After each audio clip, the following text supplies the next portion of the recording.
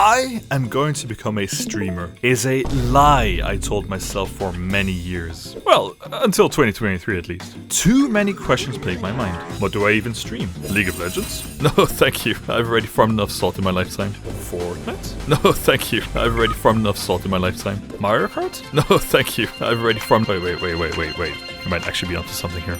Will I be entertaining enough? How do I fit this into my current schedule? How will this affect my job? How will this affect my relationships? Will I get doxxed? Will I get harassed? Will I be judged for no good reason? Will I burn out? What equipment do I need? What if after all this time it's not a good match for me? Years and years of analysis paralysis held me back. But then something finally clicked for me in late 2022. And shortly afterwards, I finally ignored these questions and went headfirst into the great unknown.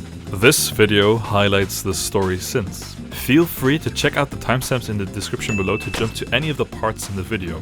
And speaking of below, let me also know in the comments if you are in a similar boat, thinking about streaming, working on a creative goal or project but always finding an excuse. But for now, sit back, relax, enjoy, and allow me to tell you the story of my first year of streaming.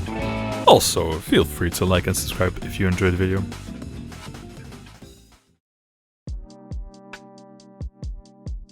Hi, my name is Tim. I also go by the name of Timbology on various platforms. Making videos has always been a part of my DNA. From a young age, I was inspired by the likes of Ryan Weber and his videos on quick lightsaber fighting action, which introduced me to the world of visual effects. His work not only piqued my interest in video editing, but it also offered tutorials on how to do this yourself. So much so that when I was a teenager, I legitimately wanted to pursue a career as a visual effects artist. I made a couple of videos that, while being scuffed, were a nice creative outlet for the teenager version of myself. But unfortunately, the teenager experience comes with the necessary angst. Now, losing interests at that stage of life is not uncommon, but it became so bad that the original path I had set out for myself in life would drastically change. My parents, up to the point of me graduating, did not even know that I had lost self-confidence to follow my original dreams and aspirations. I was 17 at the time, just a few weeks before turning 18. I was in essence a wee little baby before being thrust into the wide world. We really have to decide what we want to do in life way too early. Now, being young is not an excuse to not make amazing content like Mr. Kane Pixels here behind me shows, but I had lost sight of what I wanted to do. Eventually, what was at one point my passion became relegated to somewhat of a shelved product. Granted, throughout the years I still kept making some content here and there. I switched from purely visual effects based videos to more gaming oriented videos. More or less just an unedited video, which was very much the meta back in the day. Even of me completely in Dutch, playing Amnesia and being scared shitless, being chased by those water demons. What? Oh nee! Much to the enjoyment of my friends. The passion may not have been as strong as before, but the love for it was still very much burning somewhere deep within. After a couple of years, I had pursued my bachelor's degree. I had completed an internship. I then got a job, then decided to go back to university to pursue my master's degree, and then eventually got a full-time job. I had always prioritized getting quote-unquote a real job before venturing into something more lucrative. However, this idea of becoming a content creator, YouTuber, Twitch streamer, call it whatever you want, it's kept growing and growing in my mind. No matter what I did, I could never truly shut that thought down. So much so that in my mind it became something much larger than itself. Something so large that it felt as if my inner self stood at the foot of an insurmountable mountain. Instead of working on that hobby or that goal, I kept postponing. I kept saying to myself, eventually we can give this a shot. Eventually we will begin on this, but I never did. There were moments here and there that I did dip my toe into the water. My sister, having streamed for quite a few years, showed me her stream setup for a cooking stream at our parents' place. And the year after that, during the OG days of Fortnite before it blew up, I was actually setting up OBS to go live with a different account. Again, the timing was a little bit off because it was in the middle of an exam period and I prioritized safety over chaos. So I postponed again. Every time I thought this is the moment, something else came up again. The moment I graduated in early 2020, I thought to myself, 2020, that is going to be my year. And we all know how that year went instead. In hindsight though, 2020 probably could have been like a great year to start this little hobby of mine. But the existential dread of living in a world that is burning and social isolation most certainly did not help. However, something small did suddenly change. One of my friend groups started playing Dungeons Dungeons and Dragons again, where we picked up where we left the year prior. And having binged the entirety of Campaign 2 Critical Role, I somehow thought to myself, I can do that as well. I began to sneakily record our sessions through OBS, somewhat initially as a way to safekeep this memory for myself. But after a while, I also upload them to YouTube to eventually share with a friend group. These videos are of course unlisted, but they serve as a way for us to be able to reminisce about a very special memory of ours during those tough years. But most importantly for me, it served as a way to experiment with OBS again, to learn how to increase the production value from this to this. Something that looks a little bit more professional rather than just a simple screen capture. Unbeknownst to me, recording those sessions was a way for me to rekindle my old love that I had for content creation. I kept this up over the almost 3 years in total that we played that campaign. And towards the end of 2022, I started working again on some video memes of specific moments during the D&D campaign, or just a generic slander edit to call out everyone in said friend group. These moments led to me editing until the darkest depths of the night, and most certainly adversely affected my sleeping schedule. Although my sleeping schedule has been, non-existent since late 2019 anyway. But the point still stands. I could focus for hours and hours on something creative again. I could begin feeling something burn within me again. Almost as if I was connected to a younger version of myself. I began to create instead of consume. Now, you'll begin to see that the ball slowly begins rolling again. However, the mountain still seemed too steep to ascend. I was Sisyphus before even daring to roll the ball on top of the mountain. And in terms of time, we're getting close to 2023, the year I started streaming. So what exactly changed for me to finally pull the proverbial trigger and to finally start with this idea? This bundle of pixels. Behind me you can see the VTuber model of Umeko Tsukino, a good friend of mine, who in the second half of 2022 went live on Twitch herself. After a while she had found a modicum of success. She excitedly posted in our friend group's Discord about any of the progress that she made. X amount of Twitch followers, Y amount of Twitter followers, but I vividly remember each and every one of these updates whenever they were posted hitting like a bombshell. I was confused, annoyed, angry even. Textbook envy. My friend was working on something that I had considered for the longest time my dream. But very important to note is that these emotions were not towards her, they were directed towards myself. Umeko's action held up a mirror against my own inaction. The emotions shone a bright light on the fact that for the longest time at that point, I had no longer been working towards any goal of sorts anymore. I was essentially just floating by through life. Work, eat, game, sleep, repeat. I finally, after the longest time, realized I needed another goal in life. This had originally shifted from getting a bachelor's degree, then getting a good internship at a AAA company, getting a job after the bachelor's degree, going back to uni, getting, the master's degree, then finding another job post-graduation, but then what? Even though it was actually quite simple and I had already been there all along. Concerning the emotions I felt at the moment, my girlfriend suggested just letting it simmer a bit. She also strongly encouraged me to decide on a date for myself where I would do something similar, where I would go live on Twitch for the first time. At this point, the reality of work was that I was in a very, very stressful environment. I did not felt like I had the capacity at that point to dedicate some of my free time to this hobby or this goal yet. I would have to wait just a little while longer until the Christmas period for the plan to come to fruition. Granted, I did postpone here again, but the seed had finally been planted. And finally, after all this time, inaction started to slowly turn into action, and we get to the first week of 2023, the final stretch before the beginning. Now, the last couple of minutes I spent quite a long time talking about what led to me to start streaming, but that still doesn't answer the question, how do you even begin? If you take away all the fluff of considering streaming, beginning is actually quite easy. You make an account on Twitch, get your stream key, grab a broadcasting tool such as OBS, paste your stream key in there, and you click the glorious start streaming button.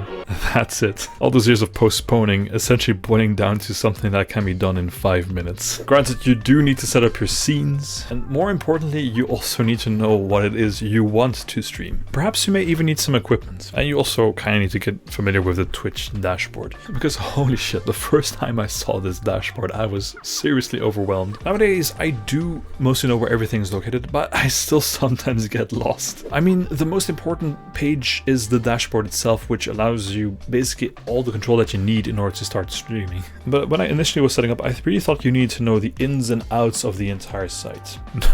No, trust me, you don't. I also spent some time looking at the Twitch creator cam page, which I feel may not be visited as frequently, or at least it's never mentioned anywhere else except for like the first time you go online. There's also this whole specific training section which can help you like figure out the stuff you need for yourself. So that's definitely like a resource that I can recommend for people who are considering streaming for the first time. I mean, I'd rather you look at this video instead, but it still stands. But again, a lot of these things you will just simply learn on the fly. It's basically the same thing as you learning on the job. I then stumbled across a new problem. What the fuck was I going to stream? As I mentioned before, years ago I wanted to initially start with Fortnite, but that game nowadays is completely oversaturated, and quite frankly the golden years and my enjoyment with it have faded slightly. A few weeks before, at the Christmas Eve dinner, my 4-year-old nephew brought his Switch along with Mario Kart and all the DLC enabled of, what was it, the Booster Pass? Which, for those of you who don't know, is essentially just additional maps or additional DLC for that game. And playing these new maps piqued my interest in the game again. Immediately the day afterwards, I downloaded those tracks myself, and I spent an unholy amount of time just grinding my way through those maps. At one point then I thought to myself, well, most of the time, almost always, I am better than my friends and family. Why not play this game on stream and show the whole wide world my expertise? A quick piece of advice for anyone who is considering following this specific path that I'm currently laying out.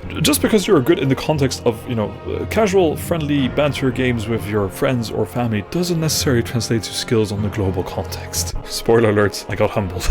But more on that later. At that point, I had finally found the game I wanted to play. Great, one more question answered. The final problem was that I perhaps did not know which equipment I needed. Over the years, I had already acquired a few things for my collection. The PC that I had at the time, the one that I'm also recording this on, is one from 2016. It has already begun to show a couple of signs of wear and tear here, but you know, I got attached to it. I can't just simply let go. And the webcam that I'm using to record myself right now is a rather standard Logitech cam that I think is marked towards streamers, which I bought a couple of weeks after my sister showed me her setup. I think she also has like exactly the same webcam. And the streamer microphone that I'm currently holding in this weird janky-ass way is one that I bought at the beginning of 2022. Initially, it was bought for the D&D sessions that I mentioned before, to have that smooth, crisp voice quality instead of the shitty inbuilt webcam mic. But I'll admit, also a little bit tongue-in-cheek, as perhaps this could potentially be something useful for a future scenario where I would ever dare to venture in a certain hobby that might be related to content creation. And that was the collection at the time, but considering I was going to play Mario Kart 8 Deluxe, a Switch game, I needed a capture card to, well, capture. After some research, I found the Elgato HD60X to be a contender. I also thought that while I could show my background, my home office and the location where I'm going to be streaming is located in the attic of the house I live in right now, which is by nature a very, very messy room of the house. So it was also probably a wise decision to yeah, I got a green screen. And perhaps also to get some lighting, as this room is quite dark and dank by nature, especially at night, so not very welcoming to new viewers of the stream. So as a result, next to the Elgato capture card, I also got the Elgato green screen and also an Elgato key light. Now, Elgato, if you ever hear this, if there's something we can get arranged, get in touch. Slide into those DMs. By the way, have I mentioned how much I like Elgato products? Now, naturally, this was quite a big investment for me at the time, for something I had not really spent any time on. But luckily, I did have my end-of-year bonus from the year prior to mitigate some of the financial damage. I also got 2 of the 3 products discounted because of being second-hand products. But with these new artifacts in my collection, I finally had everything in my arsenal to begin setting up. I know, spending, a couple of $100s or euros or whatever currency you use to immediately fund something like this is perhaps not the most brilliant of ideas that I had at the time. Hello there. In hindsight, I do think it was okay to do so. At this point, just a few final tests remained. Doing a couple of recording sessions, testing out lighting, setting up the chroma key, making and testing the starting soon screen and ending soon and the alerts, and most importantly, also checking whether the capture card was doing what it was supposed to be doing. I'm dealing with, a lot of stuttering here. Like, this does not feel great, actually. This sense, I can't hear any fucking audio at this point. So how the fuck am I supposed to start streaming with this setup? Somehow the capture card was not working on my old PC. Now, luckily I did still have my old, albeit more recent laptop, and after some reinstallation, the audio and video were in sync. The only teeny tiny problem with that laptop was that whenever it would either play a game or even start streaming, it essentially sounded as if it were a device that was preparing itself for liftoff into space. But that was something I had to accept for the time being until I had the funds later down the line to maybe upgrade my PC. Now, with everything set up, accounts, hardware, software, the game, scenes, and the mental aspect, January 8th of 2023 hits, and I go live.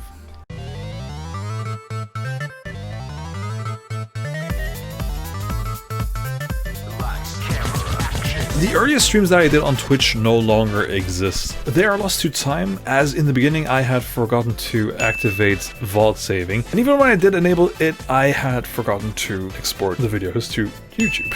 The only exception being the VOD of my third ever stream, which I manually downloaded. Perhaps it's a good thing that they are gonzo, lost to time, because boy, were they fucking rough. There was no cohesive, charismatic, or confident presence yet behind that webcam. I was nervous, extremely nervous even, especially on my first ever stream, just because it was something so remotely far from my own comfort zone, even though it was done from the comfort of my own home. But I persevered, finally went online and played some Mario Kart 8 Deluxe. Essentially just talking to myself the entire way through, highlighting or commenting on what I was doing, why I made certain decisions, and sometimes like make an attempt at cracking a joke. Perhaps at times feeling a little bit awkward as I was staring blindly at the screen and also talking into the void of the internet. But that thankfully changed as soon as someone by the name of Flavio joined my first ever stream. They started chatting, they asked me for my friend code to go for some 1v1s on Rainbow Road.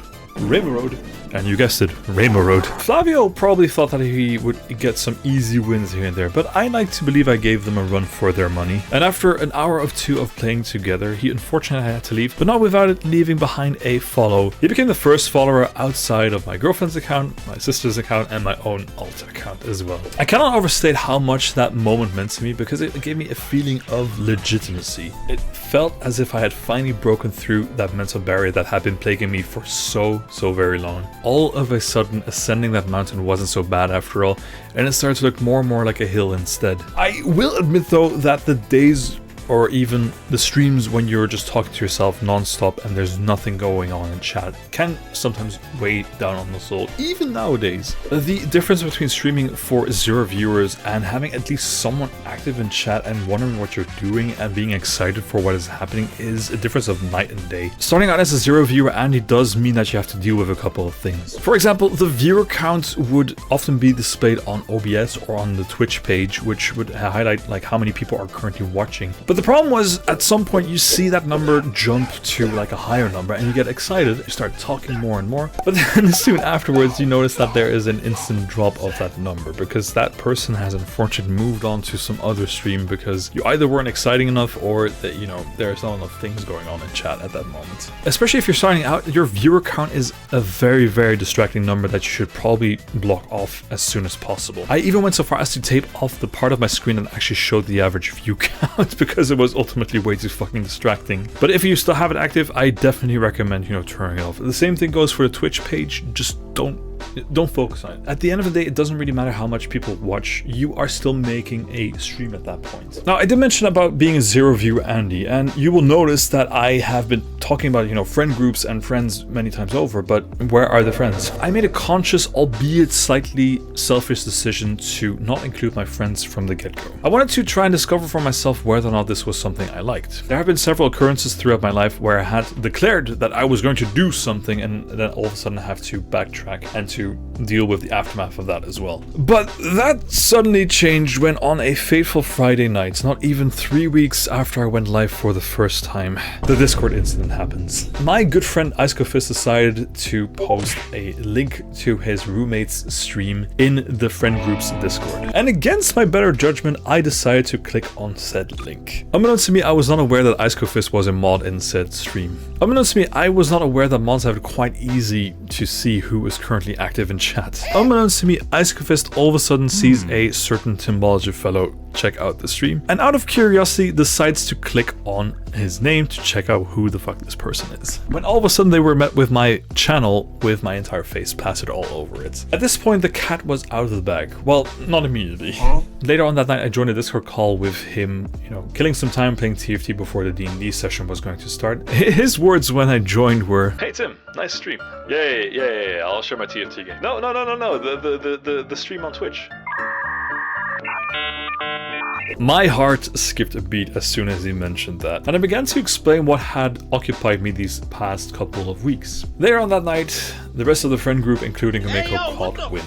And now, the cat was truly out of the bag. In a sense, it was a good thing that Icecofist discovered the channel by accident. Because this could have been like a similar situation where all of a sudden I was going to keep this hidden from them for like a long time, and it was going to grow into something bigger than itself in my mind again, as had happened before. And because of this, my friends now had access to my channel, and they could check out the stream whenever they wanted to. And as a result, the channel began to grow a little bit further. The following weeks, I also joined a couple of different streams to maybe like scope out a little bit of the competition to see what exactly other people were doing during those Mario Kart games of their own, and find out which points I could improve on for the first major milestone on the horizon. Yes.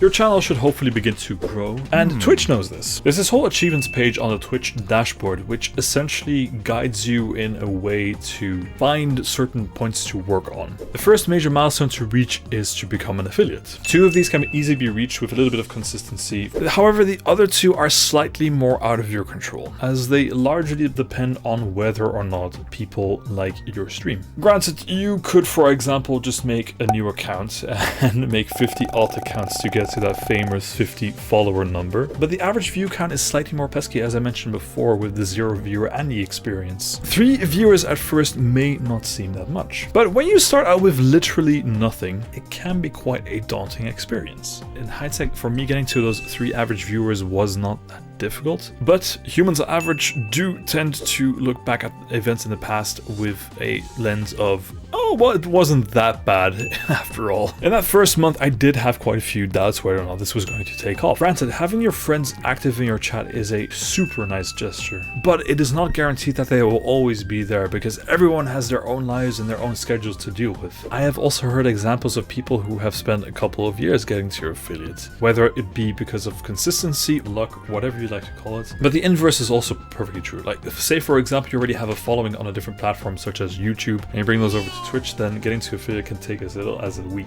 I was fortunate enough that the stream was starting to build some momentum, because Mario Kart as a game is quite engaging for people who are watching the stream, as this game can be extremely salt-inducing, but is also a lot of fun and allows people to easily join. And also, much like what Flavia tried to do beforehand, it allows people to easily flex on me. Little do people know that in order to flex on me, you also kind of help the channel at the same time, so it's kind of like a win-win situation for both of us. Also, something to note, and has been regurgitated many times over by different content creators, if you stick to like a game that has, you know, a large cult following but isn't overly saturated, that will help you stand out more, because there are fewer people playing, because then, you know, the Twitch algorithm, or like, you know, the Twitch page will have more odds of showing you higher up. Again, what I mentioned before with Fortnite, then it kind of becomes like a little bit of a problem, because, you know, oversaturation and like, so keep that in mind. And ultimately, after a month of dedication and maybe also a little bit of luck sprinkled in between, I got invited by Twitch to the affiliate program. The day after I immediately completed the onboarding process, I filled in the necessary documents, and thus I was now a Twitch affiliate. Something that not even a few weeks prior I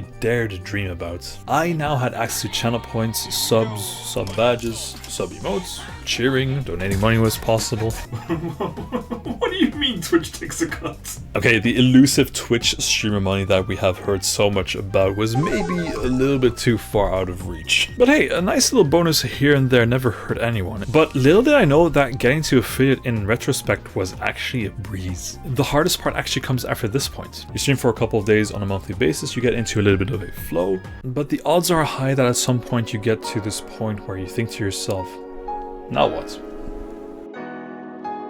Well, after affiliate, the next major milestone is an entirely different beast altogether. Twitch now expects you to go from 3 average viewers to a whopping 75 average viewers to make it to Twitch partner. Let me tell you guys, 75 viewers may not seem like much compared to, let's say, the big streamers, but holy fuck. is it a high number?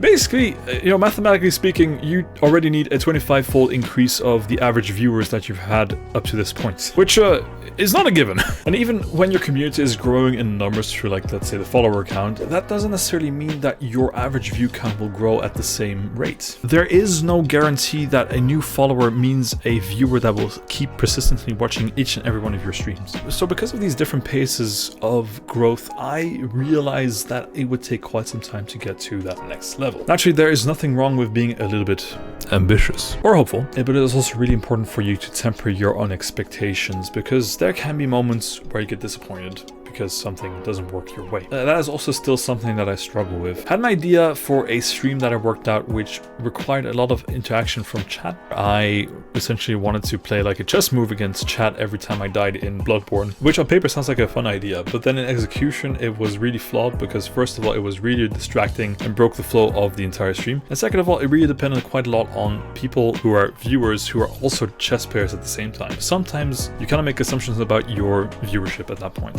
So I mentioned the now what before. This question changed into two different parts. The now what soon and the now what in the future. Now what changed quite a bit for me in March. A month after hitting affiliate, I was still streaming Mario Kart non-stop. To the point of insanity sometimes. Something definitely needed to change. So at some point a streamer buddy of mine told me, "Hey kid, when you get to affiliate, it's proper streamer etiquette to go for a 24-hour stream. You feel me?" I'm probably gonna piss off a lot of people with that fucking shitty accent.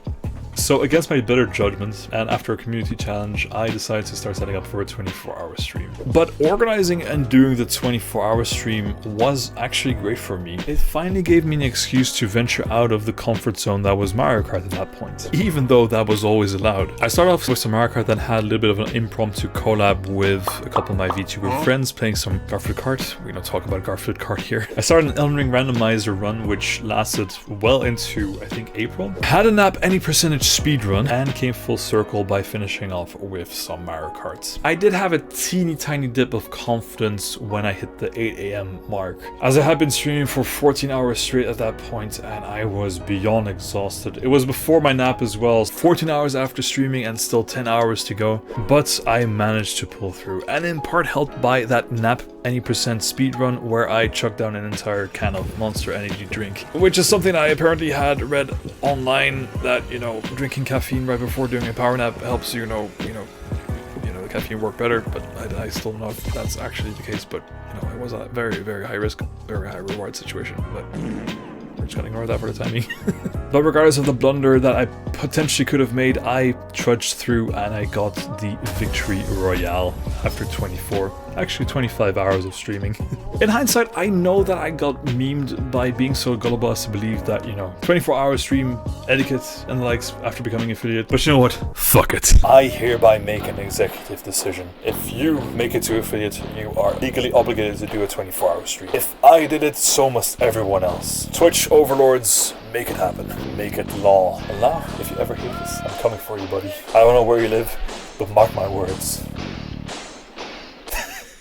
In the aftermath, what became apparent to me was doing different types of events help you grow more as a streamer. Rather than sticking to a fixed schedule week in, week out, it kind of also helps, go out of your comfort zone and try something new. And overall, it can just be more fun. Because I wanted to experiment with a little bit of different ideas, I started to write down various ideas, first of all in a Google Drive document, but then afterwards I began to maintain a physical list of flashcards. But I do have to mention that even though I have this tangible list, I have yet to take out multiple cards out of that stack, unfortunately. Because you have to be careful with this. Having this list of ideas is a good thing, because an idea for a stream or a video or anything else in life doesn't really have value unless you do something with it. Only after being executed or brought into reality does it have an impact. Much like I've had the idea for this video already written down somewhere in July last year. It basically boils down again to the same problem: action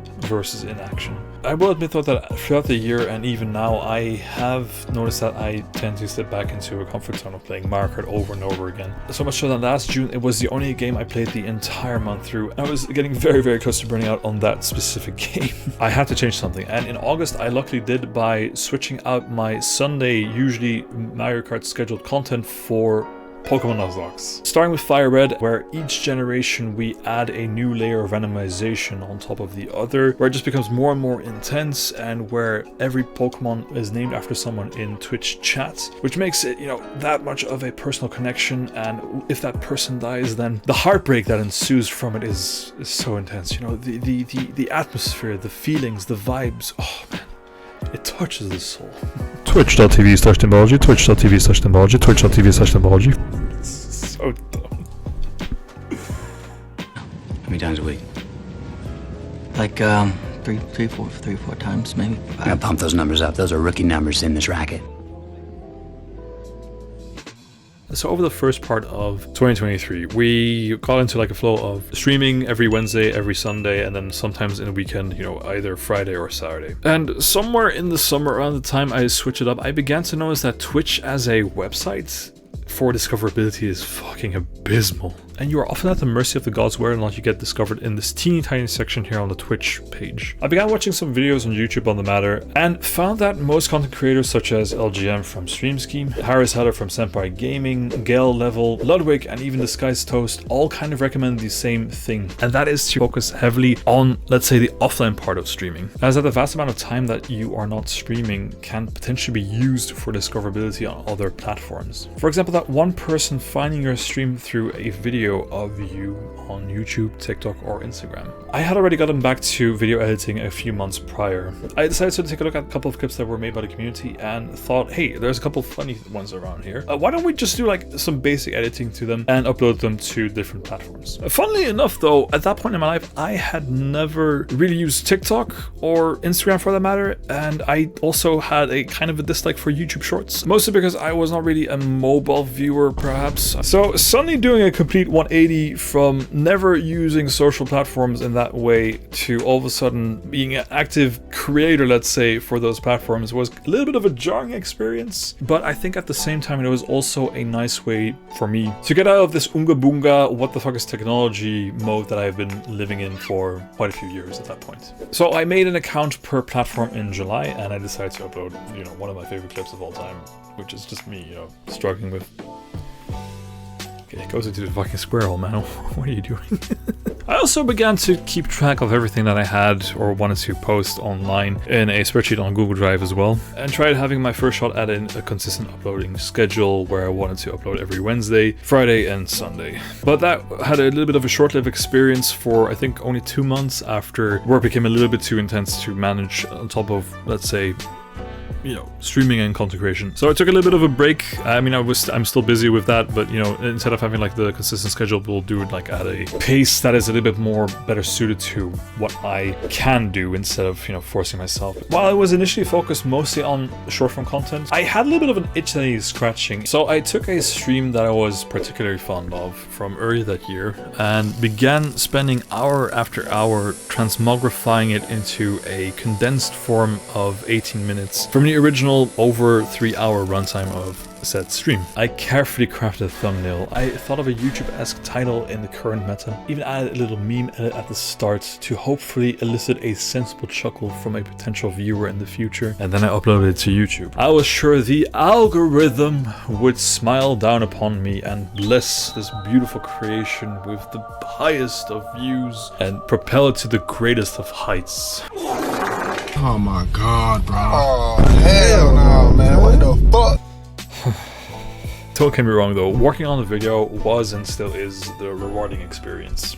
Uploading it and seeing whether or not it is successful is more or less the cherry on top, especially like when you're starting out. Regardless of the numbers that I brought about on both the short form and long form content, I'm happy that now a more persistent, less rough around the edges version exists somewhere out there for people to enjoy. And it allows me to also fondly look at those memories as well. I have since then worked a little bit more on long form content, this video included, but it sometimes does become a little bit of a tricky exercise in time management and analysis paralysis as to which video is the next one that you're going to be editing. It took way too long for me to decide to actually start editing this video until, you know, my Christmas holidays a couple of weeks back, where I finally decided on this script. Writing a somewhat cohesive script is also kind of difficult. I did not enjoy doing that, or, you know, writing essays back in high school, or even when I was in higher education. And don't get me started on just, you know, sitting down and getting started, because there's like 100 fucking other things that you have to worry about before you can even, you know, sit down and relax and have time to write something down.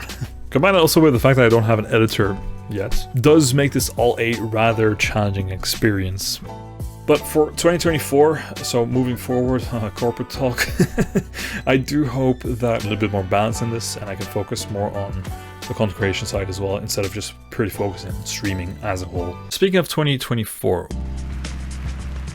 what are my goals for this next year? What are essentially my New Year's resolutions for this whole hobby of mine? What is the what now soon, and what is the what now in the future? My what now in the future is still the same. I want to eventually make it to Twitch partner. Of course, that's not a given. You know, it never hurts to dream. My what now soon has shifted slightly. I also want to focus more on YouTube. If the end result is going to be like a YouTube long form video, it helps streamline the stream a little bit more. And as for the Twitch channel, I want to bring into reality those ideas that I've written down a little bit more. So having a little bit of a symbiosis between, let's say, YouTube and Twitch. As I have also alluded to beforehand, is that, you know, comfort can lead to complacency. Sticking to a fixed game all the time, for me at least, has the tendency to become boring after a while. However, if you start to spice things up by, for example, introducing a challenge to a existing, you know, game that you've been playing for tons of hours, it can really feel like a breath of a fresh air. But, you know, most importantly, I think it's also very important to mention that take it a little bit more easy and enjoy the ride, because I'm pretty sure there will come a moment in my life where I will fondly look back on this past year and the time spent on this hobby, which has at this point, you know, evolved into a full-fledged obsession. Also, telling that inner voice of myself to quit yapping as much. Yes, there is absolutely no guarantee that what I'm doing right now will, you know, lead to something, that the goals will ever become reality. Burning out is also very much a possibility. But I never want to go back to the days prior to this adventure where I kept wondering, pondering, and postponing. I mean, I know it's cliche at this point. I'd rather try and fail hard now and keep getting back up again than ever have tried to begin with. In essence, shoot for the stars rather than be stuck here on Earth. Which is also something I can recommend for anyone who is thinking about the same thing.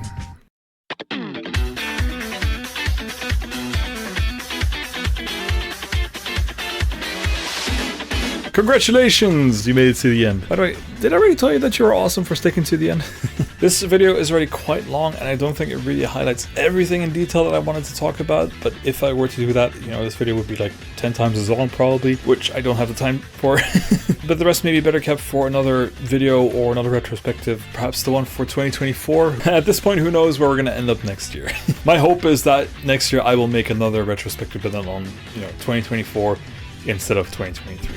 And again, if you enjoyed this, be sure to like the video and hit that subscribe button. Making small number go up is big, good, very much. Let me know down in the comments below if you are in a similar vein, if you have been considering starting somewhere last year or even today, or for example, if you just started streaming. I'm kind of curious to hear like how your adventure has gone so far. I'm curious to see if there are other people like me out there who had like a similar experience where, you know, thinking about the matter for like years on end and then finally making the decision to go for it. Hopefully there's others there, and if not, if you are still considering, give it a shot. If you want to help out the Twitch channel, go ahead and check us out live. Twitch.tv/etymology. Link is in the description below. And in closing, if there is any takeaway that you can maybe take home from this video, consider doing that creative project that you've been postponing for so long. I hope this video highlights that it's better to do than to not do. I'm well aware of the difficulties involved getting to the point of even starting, so I hope that in watching this video it will work in a similar way to the mirror that was held up to me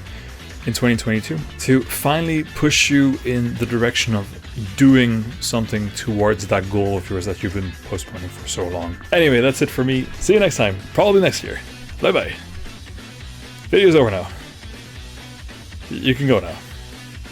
I mean, bye.